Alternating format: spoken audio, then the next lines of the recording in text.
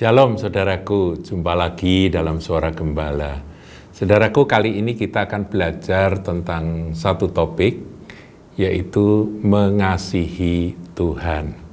Di dalam Alkitab ada petunjuk ajaran firman yang mengajar kepada kita bagaimana aplikasi kalau kita ini mau mengasihi Tuhan. Ya, jadi tindakan-tindakan apa yang harus kita buat kalau kita ini mau cinta Tuhan.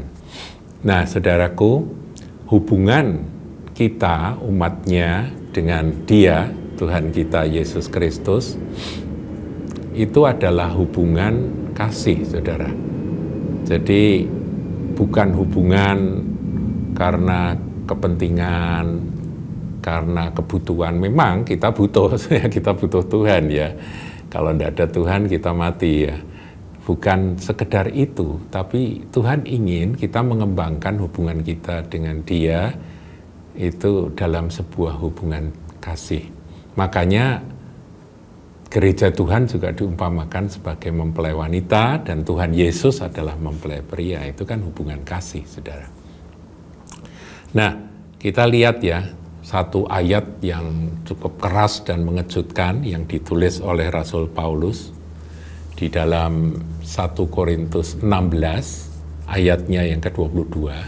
Di sini Rasul Paulus mengakhiri akan suratnya kepada jemaat Korintus dengan sebuah peringatan yang keras dan tegas. Dikatakan ayat 22, siapa yang tidak mengasihi Tuhan, terkutuklah ia, Maranatha.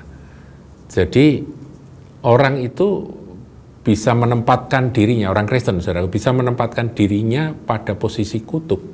Itu nggak perlu berbuat ini, berbuat itu, lakukan ini, lakukan itu. Tetapi Rasul Paulus ngambil satu kata, yaitu kalau kamu tidak mengasihi Tuhan, kamu sudah menempatkan dirimu pada posisi kutuk.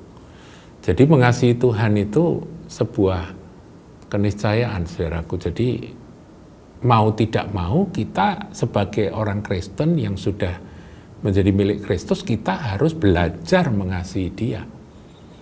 Nah, kali ini kita akan merenungkan hal-hal praktis apa yang dapat kita buat, yang kita dapat lakukan kalau kita mau mengasihi Tuhan. Coba kita lihat, saudaraku ya, di dalam Yohanes pasal yang ke-14, ini ketika Tuhan Yesus berbicara tentang bahwa Dia menjanjikan akan mengirim atau mengutus Sang Penghibur, Parakletos, ya, penolong itu, saudaraku ya, Roh Penghibur itu, Dia katakan demikian dalam Yohanes 14 ayat 15. Ini ayat terkenal, saudara, tapi kita akan dalami ya. Jikalau kamu mengasihi aku, kamu akan menuruti segala perintahku. Jadi kalau kita ini mengasihi Tuhan Yesus, ya, sering kita menyanyikan lagu I love you Lord, ya. Jadi aku mengasihimu Tuhan, begitu ya. Saya mau cinta Yesus. Itu kita nyanyikan hal-hal semacam itu karena kita memang ingin dan rindu untuk mengasihi Dia lebih dan lebih lagi. Ya, lagu sekolah minggu ya. Ku jatuh cinta padanya, tambah dan dalam dan tambah dan dalam lagi. Itu kan kerinduan kita sebagai umat tebusan, saudaraku, mengenal Dia dan mengasihi Dia lebih dan lebih lagi. Tetapi Tuhan mengingatkan, kalau kamu mengasihi aku, kamu akan menuruti segala perintahku. Jadi mengasihi Tuhan itu harus ditandai dengan menuruti segala perintahnya. Nah, untuk itu Tuhan tahu kita ini lemah, ya. Katakan roh itu berkehendak tapi daging itu lemah. Jadi karena kelemahan kita, Tuhan berjanji. Dan di ayat 16, aku akan minta kepada Bapa untuk orang-orang yang mengasihi Dia, yang ingin menuruti segala perintahnya, Dan ia, Bapa, akan memberikan kepadamu seorang penolong yang lain, Parakletos, ya, supaya ia menyertai kamu selama-lamanya. Ayat 17 dijelaskan, yaitu roh kebenaran. Jadi roh kudus, roh kebenaran, Parakletos, pribadi dari Allah yang ketiga dalam teologi Tritunggal.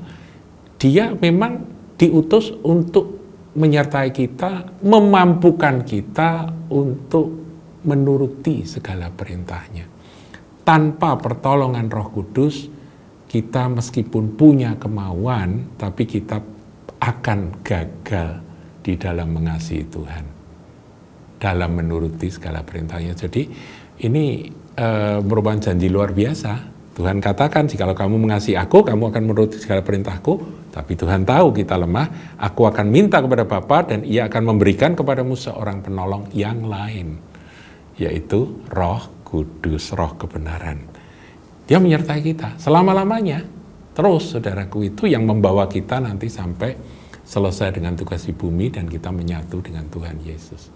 Jadi jangan sekali-kali kita lupa bahwa yang memampukan kita untuk mengasihi Dia dan menuruti segala perintahnya adalah pertolongan Roh Kudus semata-mata. Bergantunglah pada Roh Kudus.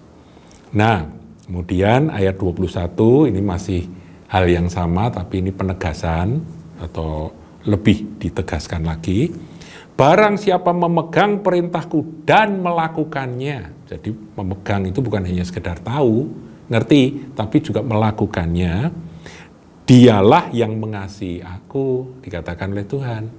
Kalau ngomong mengasihi, bicara mengasihi, berkata mengasihi, tapi tidak melakukan perintah Tuhan, tidak berpegang dan melakukannya, maka dia tidak mengasihi Tuhan. Dan kalau tidak mengasihi Tuhan, tadi Rasul Paulus katakan memposisikan diri dalam kutuk, posisi kutuk. Nah, ini mengerikan, saudaraku. Kita nggak mau terkutuk, saudaraku, ya. Kita mau diberkati. Dan barang siapa mengasihi aku, ia akan dikasihi oleh Bapakku. Ini Tritunggal, saudaraku. Ada kasih Yesus, mengasihi Yesus, maka dia, orang yang mengasihi Yesus akan dikasihi oleh Bapa Surgawi. Dan aku pun akan mengasihi dia dan akan menyatakan diriku kepadanya. Tuhan Yesus mengasihi orang yang mengasihi dia. Ini kan kasih itu kan resiprosal, saudaraku, saling berbalasan, timbal balik. Jadi saudaraku, kita ini sudah dikasihi lebih dahulu, maka marilah kita mengasihi dia. Dengan cara, ya, bergantung pada Roh Kudus, berpegang pada perintahnya dan melakukannya. Itu, saudaraku. Jadi ini hal praktis. Yang pertama, kalau kita ingin mengasihi Tuhan, ya. Sekarang poin yang berikutnya, saudaraku. Saya akan angkat 3 poin saja. Ada banyak, tapi 3 poin saja. Kalau saudara melihat atau membaca akan dialog Tuhan Yesus dengan Petrus, ya, itu kan Tuhan Yesus setelah Tuhan bangkit, ya, dia Petrus kan karena kegagalannya dia mau bela pati pada Tuhan Yesus, tapi kenyataannya dia menggenapi apa yang Tuhan katakan, sebelum ember kokok kamu sudah menyangkal aku 3 kali. Dan kegagalan Petrus itu menghancurkan diri Petrus. Kesombongan Petrus dihancurkan. Dan Tuhan harus memulihkan akan murid yang dia kasihi ini. Dia bertanya di dalam Yohanes 21 ayat 15 dan seterusnya, ya, ayat sampai ayat 17. 3 kali Tuhan bertanya. Pertanyaannya adalah, Simon, anak Yohanes, apakah engkau mengasihi aku lebih daripada mereka ini? Jadi artinya engkau mengasihi aku lebih daripada kasihmu pada yang lain. Tuhan tanya begitu, jawab Petrus kepadanya, benar Tuhan, engkau tahu bahwa aku mengasihi engkau. Kemudian Tuhan melanjutkan dengan kalimat, gembalakanlah domba-dombaku. Kemudian kedua, kata Yesus pula kepadanya untuk kedua kali, itu ayat 16. Simon, anak Yohanes, apakah engkau mengasihi aku? Jawab Petrus kepadanya, benar Tuhan, engkau tahu bahwa aku mengasihi engkau. Kata Yesus kepadanya, gembalakanlah domba-dombaku. Dan yang terakhir, kata Yesus kepadanya itu di ayat 17, Simon anak Yohanes, apakah engkau mengasihi aku? Maka sedih hati Petrus karena Yesus berkata untuk ketiga kalinya. Memang itu ada agape, kemudian philea ya. Ya bisa ditafsir macam-macam, tapi ini tertulis hati Petrus sedih ya. Apakah engkau mengasihi aku? Ditanya 3 kali. Dan ia berkata kepadanya, Tuhan, engkau tahu segala sesuatu. Akhirnya Simon berkata, Tuhan, engkau tahu. Engkau tahu aku lemah, engkau tahu aku gagal, tapi engkau tahu sedalam-dalam hatiku bahwa aku mengasihi engkau. Ini apa yang diucapkan oleh Simon Petrus ini sama dengan kondisi kita, saudaraku. Kalau kita ditanya sama Tuhan, hai anakku, hai muridku, begitu ya, Tuhan datang dan bertanya pada saya gitu ya, apakah engkau mengasihi aku? Mungkin jawaban saya seperti ini. Tapi poin yang kita tidak boleh lupakan, saudaraku, Tuhan mengulang 3 kali kepada orang yang seperti Simon yang gagal itu, gembalakanlah domba-dombaku. Jadi mengasihi Tuhan Yesus itu tindakan praktisnya adalah kita wajib menggembalakan domba-domba yang Tuhan percayakan pada kita. Menggembalakan itu bisa berarti feed atau keep. Feed itu memberi makan. Kalau saudara punya makanan rohani, jangan disimpan. Bagikan kepada semua orang yang dekat dengan Anda. Itu Anda memberi makan pada domba-dombanya Tuhan, bukan domba kita ya, saudaraku ya. Itu domba-dombanya Tuhan. Oh, ada pendeta yang terlalu berani ngomong, ini domba-dombaku ini. Oh, dombanya siapa? Itu dombanya Tuhan Yesus. Kita ini cuma pegawainya Tuhan Yesus yang hambanya Tuhan Yesus yang itu miliknya Dia. Nah, kita harus memberi makan kepada domba-dombanya Tuhan ini. Ngerti ya, saudaraku ya? Itu adalah tindakan mengasihi Tuhan Yesus. Saudara mungkin bertanya, lah aku kan bukan pendeta, aku kan bukan evangelis, aku kan bukan gembala, aku kan terbatas. Saudara kalau pagi baca firman, saudara dapat sesuatu, cerita pada istri, cerita pada anak, itu namanya feed my lambs. Itu artinya memberi makan domba-dombanya Tuhan. Saudara ketemu dengan rekan di kantor, saudara share apa yang Anda terima tadi, yang Anda makan tadi pagi, makanan rohani. Kemudian orang-orang mendengarkan, meskipun sepotong pendek ayat tertentu, atau saudara share lewat WA barangkali, itu adalah memberi makan pada domba-domba. Itu adalah tindakan praktis mengasihi Tuhan. Karena Tuhan berkata, kalau engkau mengasihi aku, gembalakanlah domba-dombaku, kata Tuhan ya. Jadi memberi makan, posko ya, artinya memberi makan dan juga menjaga.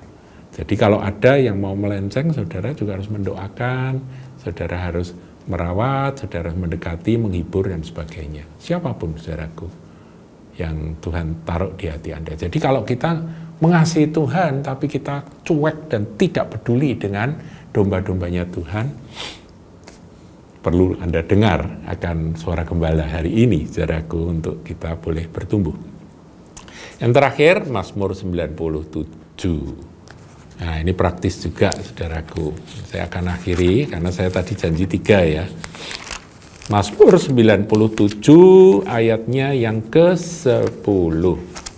Hai orang-orang yang mengasihi Tuhan, bencilah kejahatan.